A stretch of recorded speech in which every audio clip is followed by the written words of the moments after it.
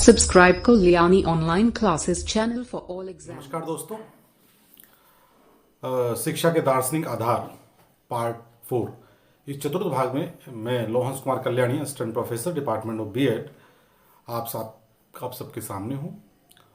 आज हम चर्चा करेंगे इसके चौथे भाग पर। इसके अलावा आगे इसके 3 पार्ट हम और देंगे और उसके बाद हम बात करेंगे जो फिलॉसफी की बुक्स हैं जितनी आई हैं अभी तक यूजीसी नेट में आई हूँ, गवर्नमेंट डिग्री कॉलेज के एग्ज़ाम में आई हूँ लोक सेवा आयोग से, या फिर Uttar Pradesh higher education service commission की जो पीछे परीक्षाएं हुई हैं बीएड की या शिक्षा शास्त्र की, उसमें जो बुक्स वगैरह पूछी गई हैं पिछले 10 से 15 साल का मैटर जो है जो पूछा गया है बुक्स से रिलेटेड, उस पर हम एक वीडियो बनाएंगे। और मुझे उम्मीद है कि इससे आपका मदद ज़रूर मिल रही होगी जो आप एग्ज़ाम की प्रिपरेशन अपनी कर रहे हैं।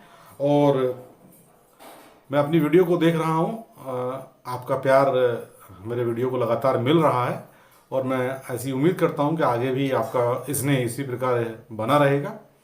तो आइए दोस्तों, बिना कोई देर की हम शुरू करते हैं अपना ये आज का वीडियो। पहला प्रश्न है, प्रज्ञावान उत्पादक शारीरिक श्रम शिक्षा का प्रमुख माध्यम है, यह कथन किसका है? हमारे ऑप्शन हैं इसमें महात्मा गांधी, विनोबा भावे, विवेकानंद और टैगोर। दोस्तों, जो इसका सही उत्तर है वो है महात्मा गांधी। महात्मा गांधी जी ने ही प्रज्ञावान उत्पादक शारीरिक श्रम शिक्षा का प्रमुख माध्यम है इस कथन को कहा था। अगले एक प्रश्न की तरफ बढ़ते हैं। अधिगम प्रकृति के साथ शैक्षणिक विचार किस शिक्षा शास्त्री के साथ मिलता है? दोस्तों, इसके ऑप्शंस हैं अरबिंदो, गांधी जी, विवेकानंद और टैगोर। तो जो अधिगम प्रकृति के साथ शैक्षणिक विचार दिया है ये दिया है अरबिंदो ने। इसका सही ऑप्शन है अरबिंदो। अगले प्रश्न की तरफ बढ़ते हैं। हम ऐसी शिक्षा चाहते हैं जिससे चरित्र का निर्माण हो, मस्तिष्क की शक्ति में वृद्धि, बुद्धि का विकास हो, जिससे बच्चा अपने पैरों पर खड़ा हो सके। यह कथन किसका है? इसके ऑप्शंस हैं अरविंदो, महात्मा गांधी, स्वामी विवेकानंद और रविंद्रनाथ टैगोर। दोस्तों, ये जो कथन है कि हम ऐसी शिक्षा चाहते हैं जिससे चरित्र का निर्माण हो, मस्तिष्क की शक्ति में वृद्धि हो, बुद्धि का विकास हो, जिससे बच्चा अपने पैरों पर खड़ा हो सके, यह कथन दिया है स्वामी विवेकानंद जी ने। ये बात विवेकानंद जी ने कही है। आइए अगले प्रश्न की तरफ बढ़ते हैं। शिक्षा से तात्पर्य राष्ट्र प्रेम और देश का प्रशिक्षण है, ये कथन है। शिक्षा से तात्पर्य राष्ट्र प्रेम और देश का प्रशिक्षण कथन है, मतलब ये किसका कथन है? हमारे ऑप्शंस हैं जॉन डेवी, गांधी जी, स्वामी विवेकानंद या कौटिल्य। तो दोस्तों, इस प्रश्न का जो सही उत्तर है वह है गांधी जी। गांधी जी ने कहा है कि शिक्षा से तात्पर्य है राष्ट्रीय प्रेम और देश का प्रशिक्षण। अगले प्रश्न की तरफ हम बढ़ते हैं। निम्नलिखित शिक्षण विधियों में से श्री अरविंदो द्वारा सर्वाधिक समर्थित विधि कौन सी थी? ऑप्शंस हमारे सामने हैं क्रिया विधि, चरणबद्ध विधि, प्रत्यक्ष विधि या अप्रत्यक्ष विधि। दोस्तों देखिए, जो अरविंदो थे, अरविंदो ने जो सर्वाधिक समर्थन किया है वो चरणबद्ध विधि का किया है कि कोई भी चीज़ अगर बच्चे को समझाई जाए तो वो स्टेप बाय स्टेप समझाई जाए, एक यूनिट सब यूनिट के तौर पर समझाई जाए ताकि बच्चा आसानी से उन चीज़ों को समझ सके। अगले प्रश्न की तरफ हम बढ़ते हैं। क्वेश्चन नंबर 6, शिक्षा मानव में पहले से विद्यमान देवी पूर्णता का प्रकटन है, यह कथन किसका है? दोस्तों, इसके ऑप्शन है महात्मा गांधी, स्वामी विवेकानंद, अरविंदो और टैगोर। तो जो ये कथन है शिक्षा मानव में पहले से विद्यमान देवी पूर्णता का प्रकटन है, इसका सही उत्तर है स्वामी विवेकानंद। स्वामी विवेकानंद जी ने कहा है कि शिक्षा मानव में पहले से विद्यमान देवी पूर्णता का प्रकटन। अगले प्रश्न की तरफ बढ़ते हैं। प्रकृति के संसर्ग में अधिगम को निम्न में से किसने प्रसारित किया था? क्वेश्चन एक बार दोबारा देखें।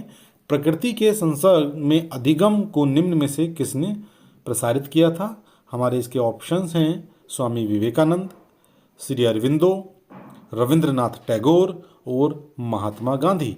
तो दोस्तों जो इसका सही उत्तर है वो है रविंद्रनाथ टैगोर। रविंद्रनाथ टैगोर जी ने ही इस जो निम्न कथन है प्रकृति के संसर्ग में अधिगम, इसको प्रसारित किया था। अगले प्रश्न की तरफ बढ़ते हैं।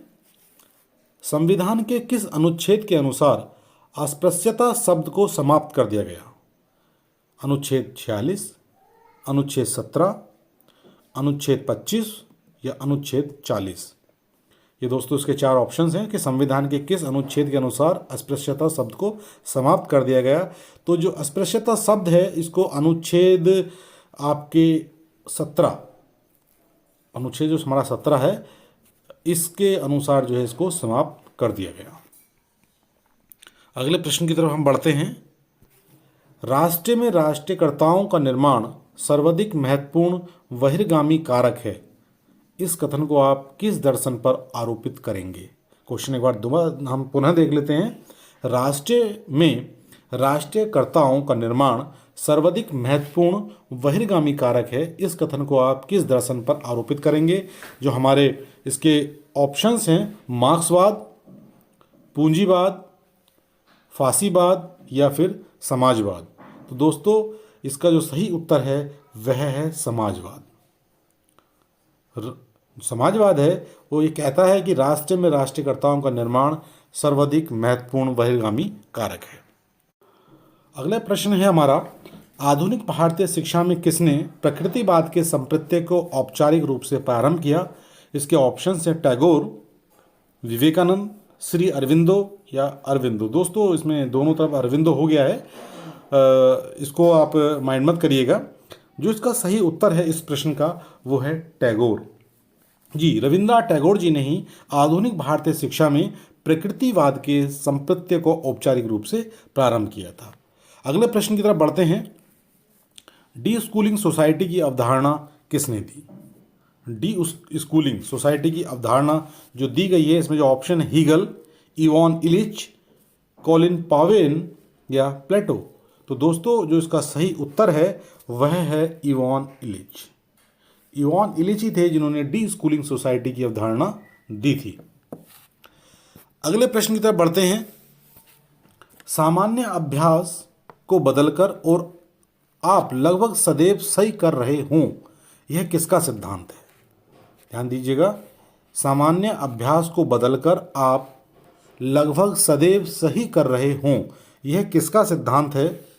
ऑप्शन है प्लेटो, रूसो, गांधी और डिवी। तो दोस्तों ये कथन जो कहा है, ये सिद्धांत जो दिया है ये रूसो ने दिया है। रूसो ने ही कहा था कि सामान्य अभ्यास को बदलकर और आप लगभग सदैव सही कर रहे होते हैं। अगले प्रश्न की तरफ हम बढ़ते हैं। जो हमारा अगला प्रश्न है, किसने कहा कि मनुष्य में पदार्थ और आध्यात्मिक ज्ञान सर्वथा उपस्थित रहता है जो उपेक्षा के पर्दे से ढका रहता है? एक बार पुनः हम प्रश्न को पढ़ते हैं। किसने कहा कि मनुष्य में पदार्थ और आध्यात्मिक ज्ञान सर्वथा उपस्थित रहता है और उपेक्षा के पर्दे से ढका रहता है? इसके हमारे ऑप्शंस हैं प्लेटो, गांधी, टैगोर और विवेकानंद। तो दोस्तों इसका जो सही उत्तर है वह है विवेकानंद। स्वामी विवेकानंद ने ही कहा था कि मनुष्य में पदार्थ और आध्यात्मिक ज्ञान सर्वथा उपस्थित रहता है और उपेक्षा के पर्दे से ढका रहता है। अगले प्रश्न की तरफ बढ़ते हैं। शिक्षा की बैंकिंग अवधारणा के प्रतिपादक थे।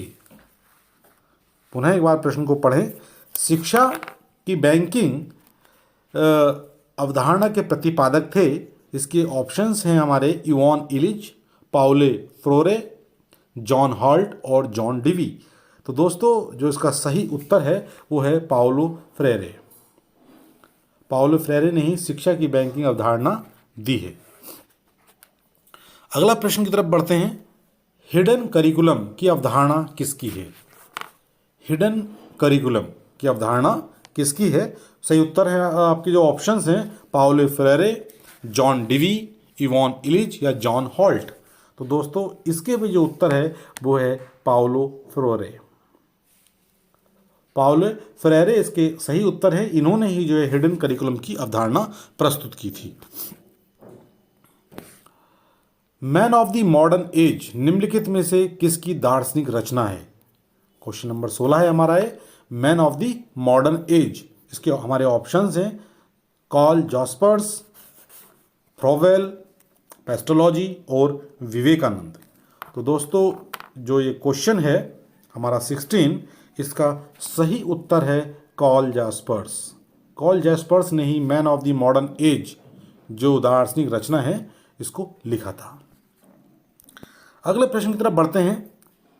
लियोनार्ड एंड ग्रेट्रूड के लेखक, लियोनार्ड एवं गर्ट्रूड बोल देंगे दोस्तों इसको, लियोनार्ड एंड गर्ट्रूड के लेखक हैं। ऑप्शन है हमारे पास जॉन डेवी, हार्वर्ड, लॉक और पेस्टोलॉजी। तो दोस्तों जो इसके सही उत्तर है वो उत्तर है इसका पेस्टोलॉजी। लियोनार्ड एंड गर्ट्रूड जो है लिखा है वो पुस्तक जो लिखी गई है वो पेस्टोलॉजी के द्वारा लिखी गई है। अगले प्रश्न की तरफ बढ़ते हैं।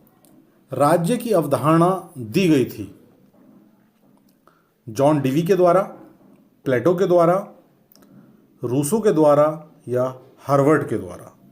देखिए दोस्तों आदर्श राज्य की जो अवधारणा दी गई है वो दोस्तों प्लेटो के द्वारा दी गई है। ध्यान रखिएगा उसका सही उत्तर है प्लेटो ने ही आदर्श राज्य की अवधारणा को प्रस्तुत किया था और इन्हीं के द्वारा ये अवधारणा दी गई थी। अगले प्रश्न की तरफ हम बढ़ते हैं। उपयोगिता का सिद्धांत किस दर्शन की विशेषता है? उपयोगिता का जो सिद्धांत है किस दर्शन की विशेषता है? इसके सही जो ऑप्शंस हैं हमारे सामने 4, आदर्शवाद, प्रकृतिवाद, प्रयोजनवाद या यथार्थवाद। देखिए उपयोगिता का सिद्धांत जो दोस्तों दिया गया है वो प्रयोजनवाद के द्वारा दिया गया है। प्रयोजनवादियों ने ही उपयोगिता के सिद्धांत को दिया, या उसकी विशेषता एक कह सकते हैं कि जो प्रयोजनवाद हमारा है उसकी जो एक विशेषता है वो क्या है? उपयोगिता है, उपयोगिता का सिद्धांत। अगले प्रश्न की तरफ बढ़ते हैं। नव यथार्थवाद से कौन संबंधित है? नव यथार्थवाद, इसके ऑप्शंस हैं हमारे सामने Mulcaster, Francis Bacon, John Locke या रसेल। ये इसके 4 ऑप्शंस हैं। तो दोस्तों जो नव यथार्थवाद है ये संबंधित है आपका रसेल से। रसेल ने ही जो है नव यथार्थवाद की परिकल्पना को दिया है या बताया है। अगले प्रश्न की तरफ बढ़ते हैं। अगला जो हमारा प्रश्न है, किसने कहा था शिक्षा मनुष्य की समस्त शक्ति का स्वाभाविक, प्रगतिशील एवं विरोधहीन विकास है? एक बार क्वेश्चन को पुनः पढ़ें। किसने कहा था शिक्षा मनुष्य की समस्त शक्ति का स्वाभाविक, प्रगतिशील एवं विरोधहीन विकास है? इसके हमारे ऑप्शंस हैं फ्रोवेल, पेस्टोलॉजी, विवेकानंद एवं महात्मा गांधी। तो दोस्तों ये जो कथन है ये पेस्टोलॉजी का कथन है। पेस्टोलॉजी ने ही कहा था कि शिक्षा मनुष्य की समस्त शक्ति का स्वाभाविक, प्रगतिशील एवं विरोधहीन विकास है। अगले क्वेश्चन की तरफ बढ़ते हैं। अगला जो हमारा क्वेश्चन है वह शिक्षण विधि जिसे रूसो ने महत्व नहीं दिया। वह शिक्षण विधि जिसे रूसो ने महत्व नहीं दिया। नंबर 1 करके सीखना, नंबर 2 अनुभव द्वारा सीखना, नंबर 3 इंद्रिय प्रशिक्षण द्वारा सीखना और नंबर 4 निरीक्षण द्वारा सीखना। तो दोस्तों जो इसका सही उत्तर है वह है करके सीखना। करके सीखना जो विधि थी, ऐसा नहीं है कि रूसो इसको नहीं मानते थे, लेकिन बहुत ज़्यादा इन्होंने महत्व इस विधि पर नहीं दिया था। अगर ऑप्शंस की हम बात करें, जो ये ऑप्शंस दिए गए हैं, तो इन ऑप्शंस की बात करें तो जो रूसो ने करके सीखने की विधि पर बहुत ज़्यादा फोकस नहीं किया था, बहुत ज़्यादा इस विधि को महत्व भी नहीं दिया था। हाँ वो मानते थे थोड़ा, लेकिन अगर आपके यही ऑप्शन आते हैं तो करके सीखना इसका सही उत्तर होगा। अगले प्रश्न की तरफ बढ़ते हैं। शिकागो में 1896 में यूनिवर्सिटी लेबोरेटरी शिकागो की स्थापना की थी। क्वेश्चन दोबारा पढ़ते हैं। शिकागो में 1896 में यूनिवर्सिटी लेबोरेटरी शिकागो की स्थापना की थी। हमारे इसके ऑप्शंस हैं जॉन डिवी, फ्रोवेल, मारिया मॉन्टेसरी और विवेकानंदा। तो दोस्तों इसका सही उत्तर है जॉन डिवी। जॉन डिवी ने यूनिवर्सिटी लेबोरेटरी शिकागो की स्थापना 1896 में की थी, शिकागो में। अगले प्रश्न की तरफ बढ़ते हैं। अगला प्रश्न है किस दर्शन के किस वाद द्वारा सह शिक्षा पर बल दिया गया है? ध्यान रखिएगा, किस दर्शन के किस वाद द्वारा सह शिक्षा पर बल दिया गया है? प्रयोजनवाद के द्वारा, प्रकृतिवाद के द्वारा, आदर्शवाद के द्वारा या अस्तित्ववाद के द्वारा? तो दोस्तों जो इसका सही उत्तर है वह है आदर्शवाद। आदर्शवाद के द्वारा ही सह शिक्षा पर बल दिया गया है। अगले प्रश्न की तरफ बढ़ते हैं। वंचितों की शिक्षा पुस्तक के लेखक कौन हैं? वंचितों की शिक्षा हमारे ऑप्शन है पाउलो फ्रेरे, जे कृष्णमूर्ति, इवान इलिच, जैक्स डेलर्स। दोस्तों इस प्रश्न का जो सही उत्तर है वो है पाउले फ्रेरे। पाउले फ्रेरे ने ही वंचितों की शिक्षा जो पुस्तक है उसकी रचना की है। अगले प्रश्न की तरफ बढ़ते हैं। जो हमारा अगला प्रश्न है, दिवा स्वप्न किस शैली में लिखी गई है? नाटक में लिखी गई है, कहानी की शैली में लिखी गई है, कविता की शैली में लिखी गई है, या इनमें से किसी में नहीं?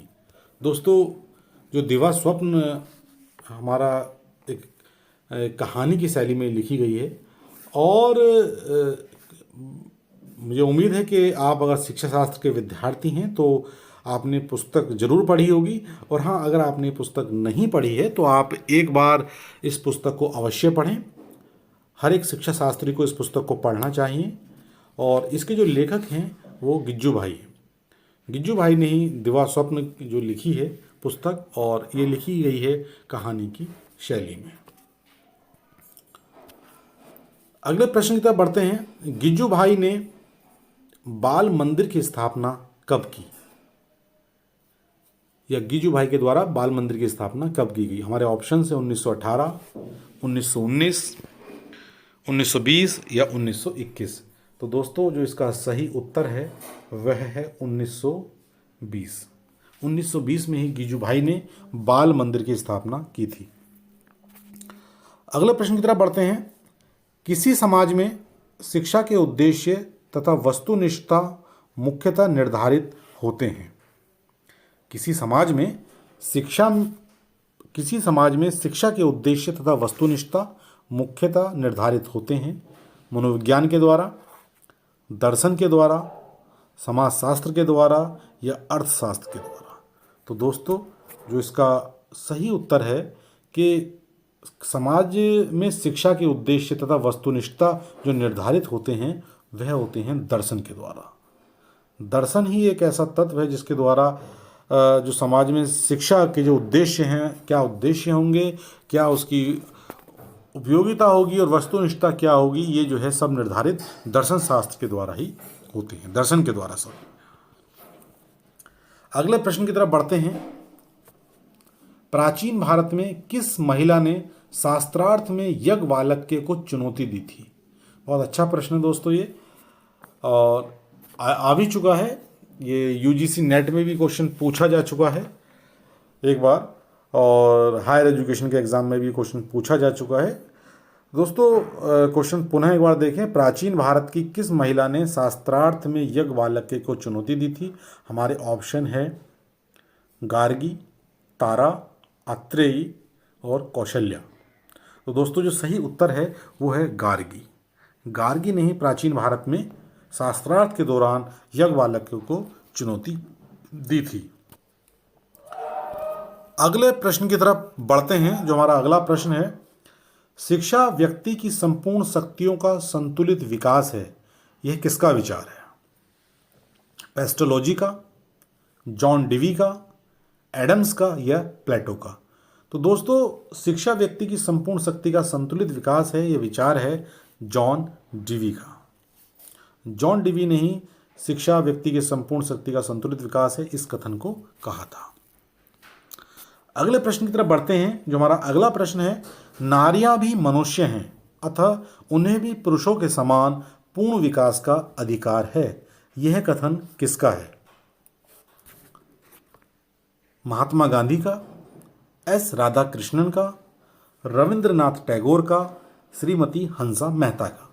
दोस्तों इसका जो सही उत्तर है वह है डॉक्टर श्रीमती हंसा मेहता। हंसा मेहता जी ने ही कहा था कि नारियां भी मनुष्य हैं, अतः उन्हें भी पुरुषों के समान पूर्ण विकास का अधिकार है। अगले प्रश्न को देखते हैं। राष्ट्र में राष्ट्रकर्ताओं का निर्माण सबसे महत्वपूर्ण बाह्य कारक है। यह कथन किसका है? एक बार पुनः देखें। राष्ट्र में राष्ट्रकर्ताओं का निर्माण सबसे महत्वपूर्ण बाह्य कारक है। यह कथन है रैमजे म्योर का, R.M. मैकाइवर का, हंसा मेहता का या हंस कोहन का। दोस्तों जो इस प्रश्न का जो सही उत्तर है वह है हंस कोहन। हंस कोहन जी ने ही यह कथन कहा था कि राष्ट्र में राष्ट्रकर्ताओं का निर्माण सबसे महत्वपूर्ण बाह्य कारक है। अगले प्रश्न की तरफ बढ़ते हैं। जो हमारा अगला प्रश्न है, संविधान के किस अनुच्छेद के अंतर्गत भारतीय राज्यों को यह अधिकार दिया गया है कि वे भारत की अनुसूचित जातियों, अनुसूचित जनजातियों और अन्य पिछड़े वर्गों के शैक्षिक हितों को बढ़ावा दे सकते हैं? दोस्तों जो इस प्रश्न का सही उत्तर है, या पहले हम ऑप्शंस देख लेते हैं। इसके जो ऑप्शंस हैं वह हैं अनुच्छेद 46, अनुच्छेद 17, अनुच्छेद 14 और अनुच्छेद 16। तो दोस्तों इसका जो सही उत्तर है वह है अनुच्छेद 46। अनुच्छेद 46 में ही ये कहा गया है, ये बताया गया है कि अगर राज्य चाहें तो वे भारत की अनुसूचित जाति, अनुसूचित जनजाति और अन्य पिछड़े वर्गों के शैक्षिक हितों को बढ़ावा दे सकते हैं। अगले प्रश्न की तरफ बढ़ते हैं। जो हमारा अगला प्रश्न है, किसने भारतीय लोगों के लिए समग्र शिक्षा की धारणा को प्रस्तावित किया? क्वेश्चन पुनः एक बार देखें। किसने भारतीय लोगों के लिए समग्र शिक्षा की धारणा को प्रस्तावित किया? हमारे ऑप्शन है महात्मा गांधी, टैगोर, विवेकानंद और अरविंदो। तो दोस्तों इसका प्रश्न का जो सही उत्तर है वह है अरविंदो। अरविंदो ने ही समग्र शिक्षा की जो धारणा थी इसको प्रस्तावित किया था। अगला प्रश्न देखते हैं। श्री अरविंदो के शैक्षिक चिंतन को समग्र शिक्षा क्यों कहा जाता है? श्री अरविंदो के शैक्षिक चिंतन को समग्र शिक्षा क्यों कहा जाता है? वह है क्योंकि, पहला ऑप्शन है क्योंकि यह भारतीय तथा पाश्चात्य चिंतन को एकीकृत करता है। इसका सेकंड ऑप्शन है क्योंकि यह बच्चों के किसी भी शारीरिक, मानसिक तथा आध्यात्मिक आयाम की उपेक्षा नहीं करता। इसका तृतीय जो थर्ड ऑप्शन है क्योंकि यह मानता है कि सत्य अंतर्जात होता है और इसीलिए कोई भी चीज़ सिखाई नहीं जा सकती। इसका फोर्थ ऑप्शन है यह हमें प्रकृति तथा ईश्वर के साथ सद्भाव रखना, जीना सिखाता है। तो दोस्तों ये जो प्रश्न है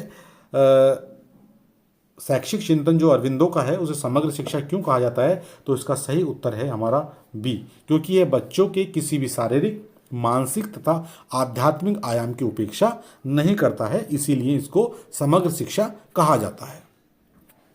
अगला प्रश्न देखते हैं। हम गांधी जी को आदर्शवादी कह सकते हैं क्योंकि? प्रश्न को एक बार पुनः देखें। हम गांधी जी को आदर्शवादी कह सकते हैं क्योंकि पहला ऑप्शन है हमारा, वे मानते थे कि सत्य परम मूल्य है। उन्होंने चरित्र निर्माण पर बल दिया, ये दूसरा ऑप्शन है। तीसरा ऑप्शन है उनके विचार से शिक्षा का अर्थ सर्वोत्तम को बाहर लाना है। और ऑप्शन डी है कि वे शिक्षा को सामाजिक क्रांति के साधन के रूप में देखते थे।